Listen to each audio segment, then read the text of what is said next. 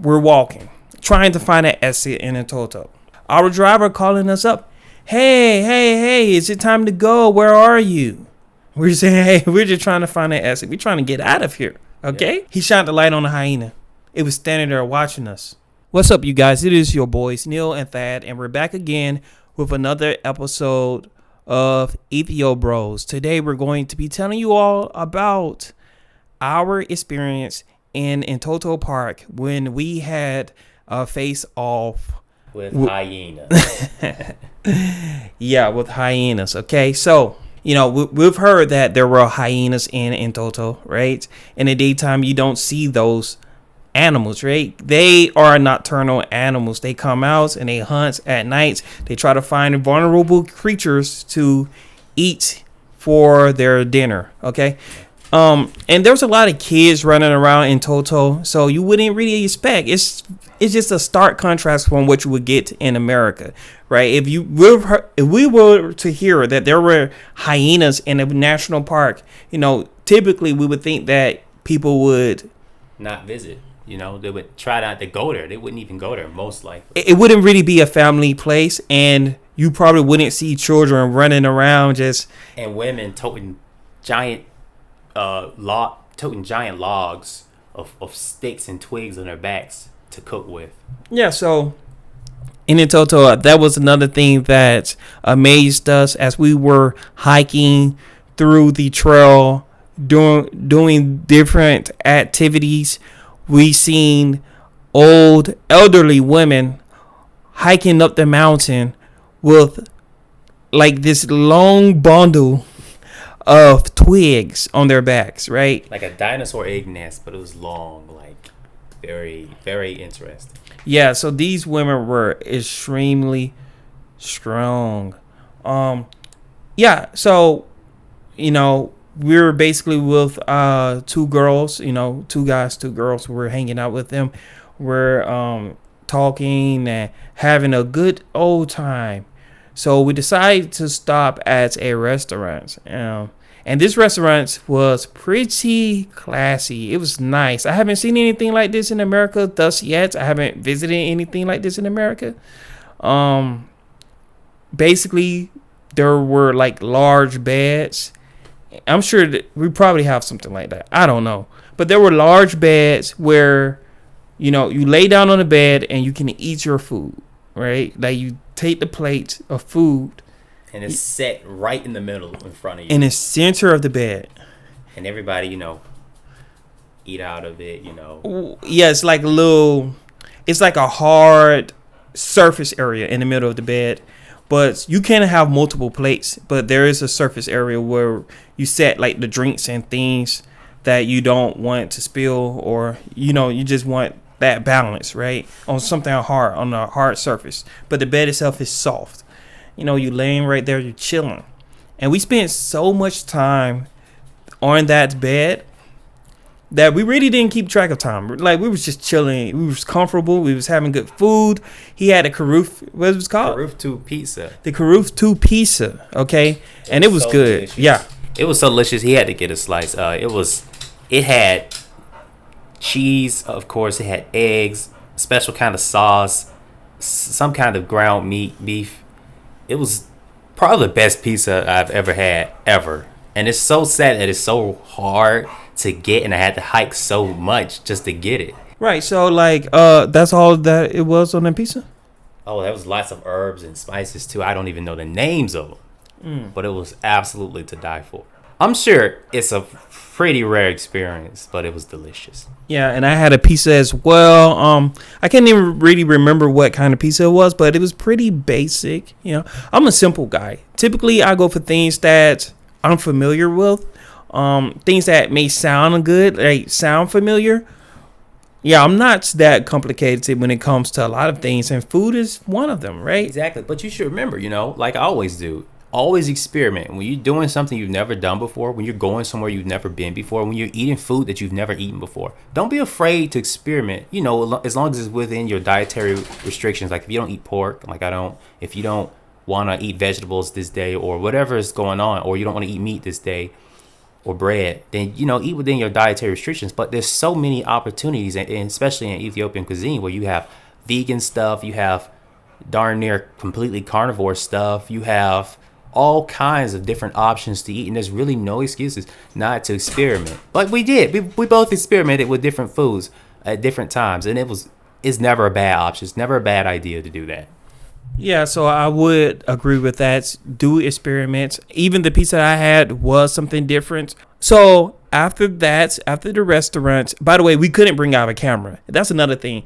One thing I wasn't really expecting so much in Ethiopia is that in a lot of places, when they see like such a professional camera, which we'll consider a DSLR or a digital camera or anything that's actually like a camera, like a Canon or a Sony, a lot of times they don't want you to use it to record, but for whatever reason, you can use your cell phone. Even if it's an iPhone, even if it has HD quality, I don't know if you install some kind of add-on to your phone, like a physical add-on to make the camera better. Would they ban that? Now think about it, we could have done that to higher quality, but like a lens. Exactly, but I'm not totally sure they would have banned that. But they do let you use your digital cameras on your phone, which is very weird considering the fact you can use your iPhone. And iPhones nowadays have like great camera quality, almost comparable to that of these normal cameras, right? But unfortunately for us, our iPhone isn't quite as good as, say, this camera right here. This camera right here has a larger lens that can pick up more lights and have more of a crisper quality, more of a crisper image. So audio too, but we were using a microphone with our camera, and we didn't actually plug up the microphone to the iPhone.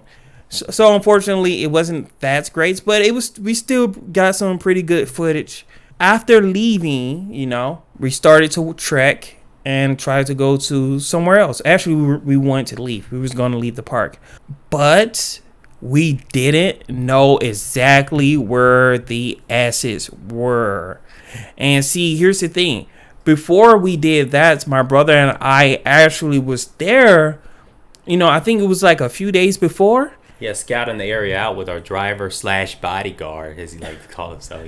Yeah, so we had a personal driver / bodyguard who we hired to pretty much drive us around. We'll call him, hey, we want to go here or there, and then he'll show up and try to be there in a timely fashion. And the main reason for that was because if you're living in certain areas, you might be waiting a little while for transportation, or you might not get transportation in time or going to the place where you want it, because a lot of people don't know the areas in which they live in or don't know areas immediately nearby. So it helps to have a driver, especially if he knows the area, to to be consistent and who wants to be part of what you're doing, especially if he's enthusiastic about it. Yeah, so basically, we pretty much had to have a driver, especially because we live far out. And if you live far out, like you're still in Addis, by the way, but if you live far out away from everything, then typically what would happen is the drivers would cancel your ride, because once they see how far you are and how far you have to go, they probably would cancel because they don't think that is worth it to drive that great of a distance.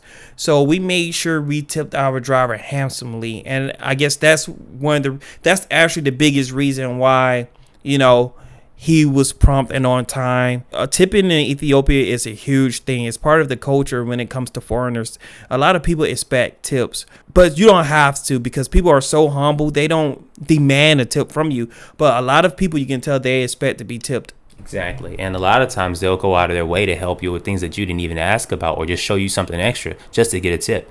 But another thing, if you get a personal driver, like how we did, the main issue then becomes this person kind of expects to see you, the next day and the next day, and they're asking, hey, buddy. They call you up and say, hey, I understand, they want a little extra cash, so they'll expect that their driver, they'll expect that their tourist guests would be, traveling somewhere else, the next day and the next day. They never expect you to just chill out today or chill out for a week. They don't expect it. They expect you to always be ready to go somewhere, and they expect to always be paid similar to how they were the first time. Yeah, and I would say this as well. Just make sure that you lay out the clear expectations on how this person is going to be paid, and also make sure that you either speak Amharic, speak their language, or that they speak clear, proper English, so there is no misunderstandings on pay or when you want to be picked up or how you're going to hire them for what time period. Okay, so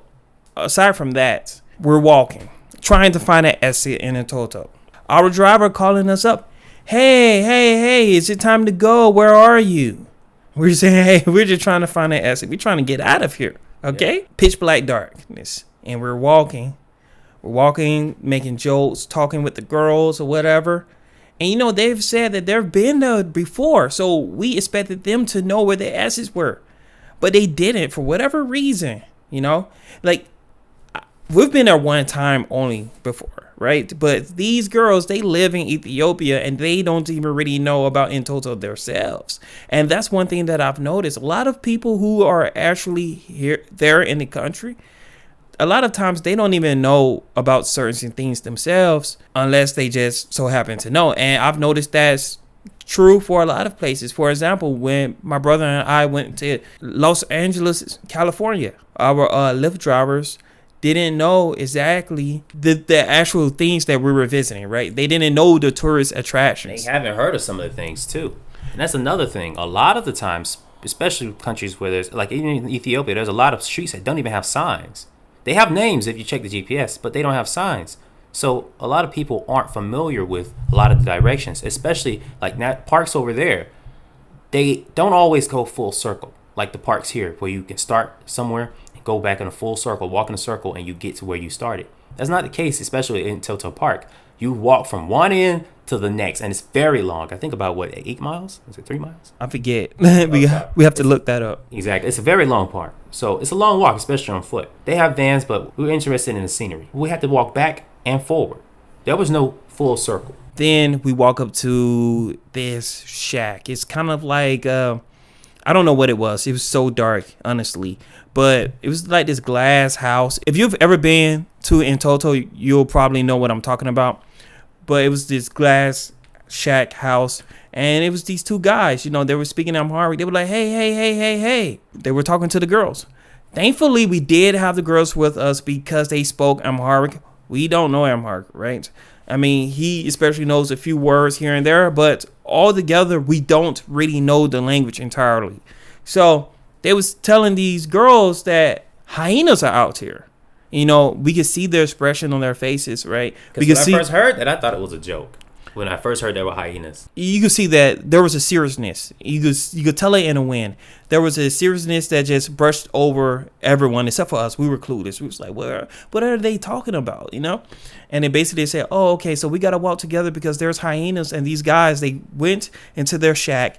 They grabbed these 2 long sticks, bamboo sticks, I'm guessing. These 2 long sticks, these hiking sticks. And 2 bright flashlights. Right, and big, bright, heavy duty flashlights. Heavy duty LED flashlights. Within a matter of seconds, I would say within like 20 seconds in of walking, we seen the hyena. Yeah. He shined the light on the hyena. It was standing there watching us. And I first realized that we were dealing with hyenas when one of the guys asked me, have I ever saw a hyena before? I was able to understand that one sentence in their heart. And I was surprised. I'm like, seriously? There's legitimately hyenas out here? And they wore these guys, they put on these long cloths that look kind of like ponchos mixed with rugs. They wore them around themselves, I guess, so if they come up, they'll just have something to chew on while they hit. But it was shocking to me. I'm like, seriously, there's hyenas here?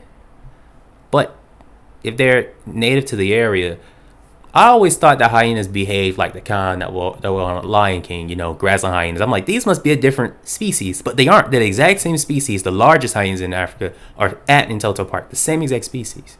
As we walked, you had one guy in the front and one guy in the back, and the girls were very scared. And I was on guard. He was on guard.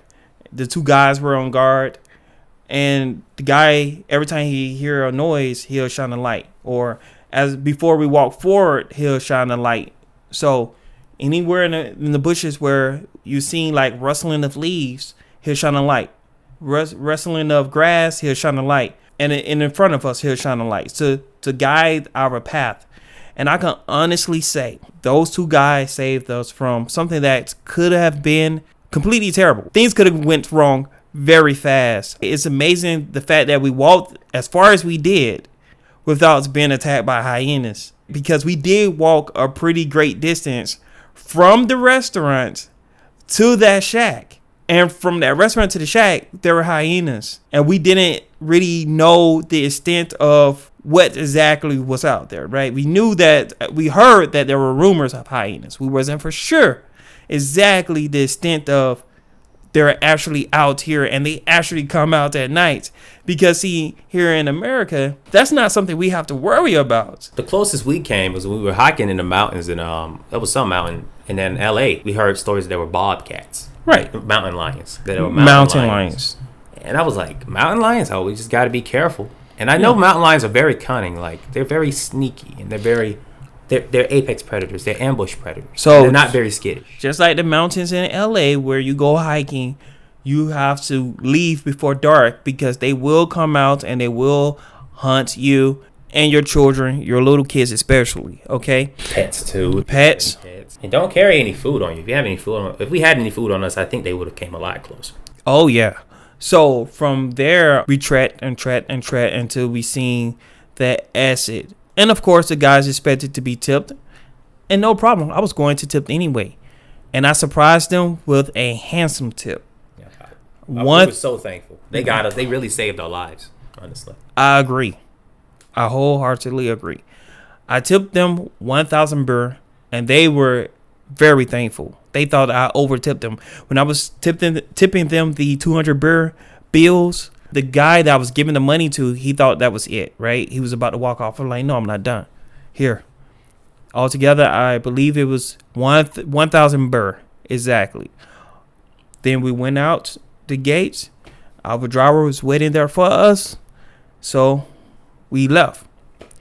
But one thing I will say is this, back to the camera thing. Before we went into Entoto, you have the guards, they're always dressed as if they're army people or whatever, they have the uniform. They would try to say, hey, if you want to bring this camera in, then you have to pay us a fee. Actually, one of the guards, he wanted me to leave the camera with him. I'm like, no, I just take the camera and put it back in the car. But he seen me doing that, and he was like, all right, you have to pay me a fee just to bring the camera into Entoto. So the second time we went into Entoto and we seen the hyena, I didn't bring my camera. We tried to record with our phones, we didn't want to be bribed again. Exactly. But, it was dark. And that's the story of Entoto Park and the hyenas. Pretty much. It was an experience, and I'm glad we survived it, and I don't regret it at all, because not one moment. It's an experience of a lifetime. Once in a lifetime, because I'm definitely not doing that again. Yeah. Not at that time, no. Oh, not to mention there were kids too, right? There were kids asking for money. Yeah, the kids asking for money. They were out there just running around, I joked around with them, and one was offered. I was like, oh, is that for me? Those coming from me? And she was like, yes. And I moved my hand. When she was going to drop the coins in my hand, I was joking around with her. I helped her pick up the coins, and she expected I was going to give her more money than that. And I was like, no. I'm not going to trade you anything. And I was running. I was like, help. And people was watching it all like, what is he doing? He's joking around. Yeah, the kids were chasing him around and stuff. And they were acting like they were hurt or like, sickly. So you have that too. Like a lot of kids in the daytime, not at night. No one is there at night. Not at night, no way. They're there before nightfall. It's kind of like a scary movie. You got to be out before night. Yeah, and I was joking. I was like, that's how a lot of scary movies start. Yeah, but there were kids walking around with like sticks and stuff, acting to be hurt and asking for money. But at that time, a lot of those kids had more money on them than we had at that time. You know what I'm saying? Like, I'm like, whoa, they had stacks upon stacks. I'm like, yeah, okay, you don't really need and some of them sell gum and stuff like that. Yeah. But that's our experience with Entoto Park. Let us know what else you want to see on this channel. We have more stories, and you have no idea what else we have in store. We have great things coming for this channel. Leave your comments below, and make sure you hit the subscribe button. Peace.